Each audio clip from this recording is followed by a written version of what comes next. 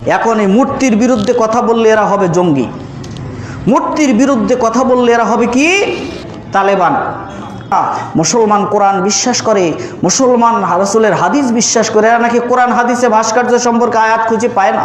আমাদের দেশের প্রধানমন্ত্রী মুসলিম, বিরোধী দলের নেত্রী মুসলিম, সবাই মুসলিম। মুসলমান হওয়ার পরেও কোরআনের বিরুদ্ধে এটা প্রতিষ্ঠা করা হলো, কোরআনের পক্ষে হলে এটাকে ভাঙতে হতো। এটা অপসারণ করা হচ্ছে না, রাস্তার মোড়ে মোড়ে এখন মূর্তি নির্মাণ করা হবে। অলরেডি যারা কোরআন হাদিস চর্চা করে, গবেষণা করে, তাম পৃথিবীর সমস্ত আলেম ওলামা, এখানে কোনো দল নাই, এখানে আহলে হাদিস হানাফি বলে কিছু নাই, সুন্নি শিয়া বলতে কিছু নাই।